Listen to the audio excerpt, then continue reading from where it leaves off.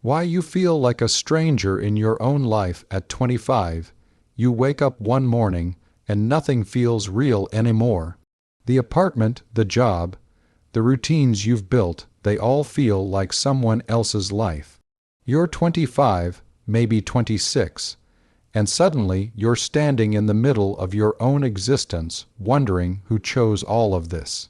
Wondering if you even know who you are anymore. Your friends are getting engaged, buying furniture that matches, talking about 5-year plans with the kind of certainty that makes you feel nauseous. And you're smiling and nodding while something deep inside you is screaming that none of this is yours. None of this is you. What if I told you that this disconnection, this sense of being a stranger in your own skin, isn't a sign that something's wrong with you? What if this feeling of unreality is actually your psyche's way of telling you something profound is trying to emerge? You look at photos of yourself from a year ago, 2 years ago, and you recognize the face, but you can't quite remember what it felt like to be that person. There's this strange distance between who you were and who you are now, except you're not even sure who you are now. You're just hollow, going through the motions, the life you built in your early 20s, the career path you chose, the city you moved to, the identity you constructed, it all made sense at the time. You did what you were supposed to do.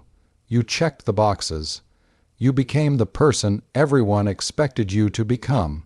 Responsible, stable, adult, but somewhere along the way, you stopped recognizing yourself.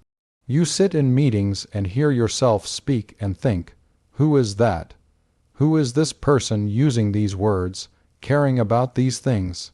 You go on dates and perform a version of yourself that feels like a costume.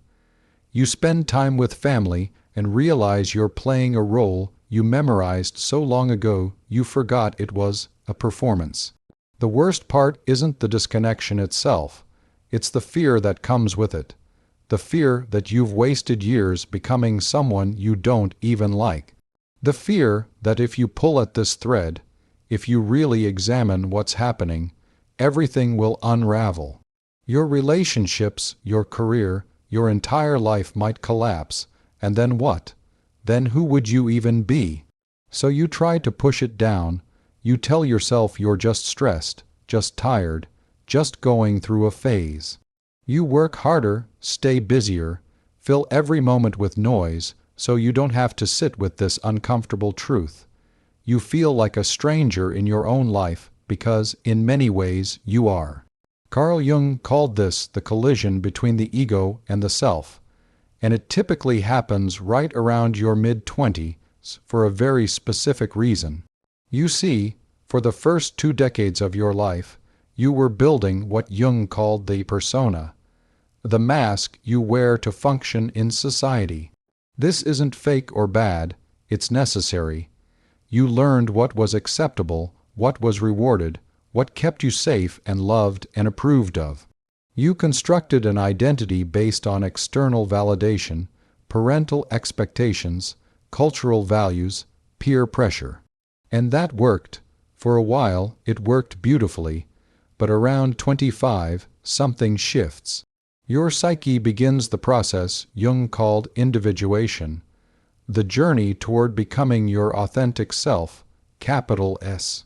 Not the self that others created, not the self that survival demanded, but the self that was there all along, waiting beneath the layers of conditioning. This is why everything feels strange right now. Your ego, the conscious identity you've been operating from, is being challenged by something deeper.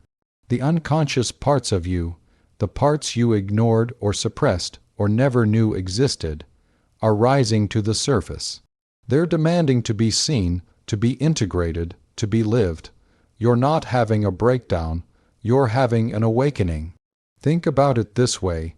Imagine you've been living in a house someone else designed. They chose the furniture, the colors, the layout. For years, you just accepted it because you didn't know any different.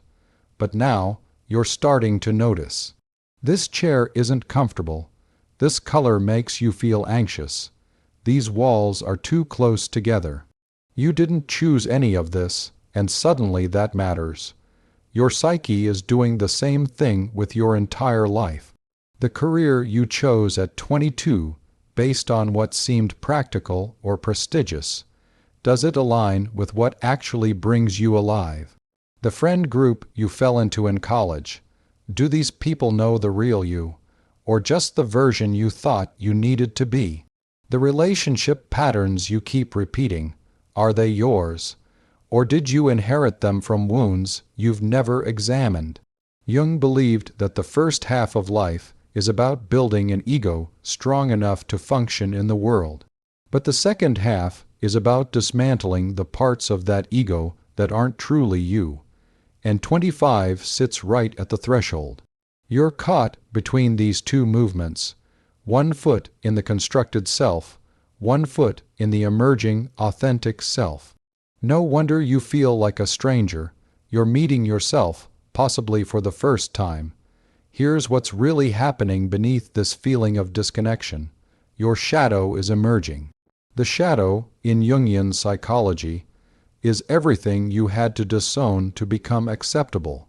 Every time someone told you to stop being so sensitive, so loud, so weird, so ambitious, so creative, so angry, you took those parts of yourself and pushed them down into the unconscious. Every time you chose safety over truth, approval over authenticity, comfort over growth, you abandoned a piece of your soul. And now those pieces are coming back. That restlessness you feel isn't depression, though it might look like it. It's your disowned self knocking on the door. That sense of unreality isn't dissociation, though it shares the symptoms. It's your psyche's way of saying, the life you're living isn't big enough for who you actually are. You feel like a stranger in your own life because the life you're living belongs to your persona, not yourself. And yourself is tired of waiting. This is where the real work begins, because you have a choice now. You can try to force yourself back into the old container. Spend the next decade medicating this discomfort with achievement or relationships or substances or endless distraction. Many people do. They make it to 35, 45, 55, still wearing the same mask, still playing the same role, wondering why they feel so empty. Or you can do the terrifying, sacred work of meeting yourself, not the self your parents wanted, not the self your culture demands, not the self that keeps you safe and small and acceptable, but the self that's been waiting in the shadows all along, the one that contains contradictions and complexity and desires you've never allowed yourself to acknowledge. This is ego death, though that term sounds more dramatic than it needs to. It's not about destroying yourself. It's about allowing the false structures to crumble so something truer can emerge. It's about letting the stranger in the mirror become familiar by actually looking at them, actually listening to what they need. You're not losing your mind, you're finding your soul, and yes, it requires sacrifice. Some relationships won't survive your transformation, the ones built on who you were pretending to be. Some goals will need to be released, the ones that belonged to someone else's vision for your life. Some identities will have to die, the ones you outgrew, but kept wearing out of fear or obligation or habit. But what you gain is immeasurable. You gain yourself. So where do you go from here? How do you navigate this strange territory between who you were and who you're becoming? First, stop treating this disconnection like a problem to be solved. It's not a problem, it's information. Your psyche is showing you, with uncomfortable clarity, that something needs to change. Listen to that. Honor it, even if you don't know what comes next. You can acknowledge what is. Start asking different questions. Not what's wrong with me, but what part of me is trying to emerge. Not how do I fix this, but what is this feeling trying to teach me? Not how do I get back to normal? But what if normal was never meant to be permanent? Spend time with the stranger in the mirror, literally. Sit with yourself in silence and get curious about who's actually there when the performance ends. What do you want when no one else is watching? What brings you alive? What makes you angry? What have you been pretending not to need? Journal, create. Move your body. These aren't self-help cliches. They're ways of giving your unconscious a voice. Your shadow speaks in images, in sensations, in creative impulses. Pay attention and understand that this process doesn't have a deadline. You're not supposed to have it all figured out by 27. The individuation process Jung described, it takes a lifetime. This discomfort you're feeling at 25. It's just the beginning, and that's not a threat. That's a promise. This restlessness, this sense of being a stranger, it's the first crack in a shell that was always too small for you. You're not falling apart. You're falling into yourself. Every moment of disconnection is an invitation. Every time you don't recognize yourself, you have an opportunity to ask, who am I becoming? Every instance of that hollow feeling is your psyche making space for something more real, more true, more alive.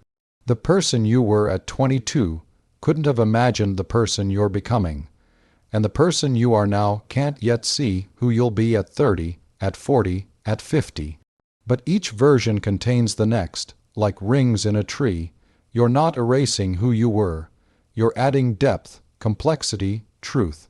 So when you wake up tomorrow and feel that familiar strangeness, that sense of living someone else's life, try something different. Instead of pushing it away, instead of panicking, whisper to yourself, I'm listening. Show me who I really am. Because beneath the fear, beneath the disconnection, beneath the sense of being a stranger in your own skin, there's someone waiting. Someone whole and complex and beautifully, messily human. Someone who's been there all along, patient and persistent, waiting for you to finally come home. You're not lost. You're just meeting yourself for the first time, and that's the most important journey you'll ever take.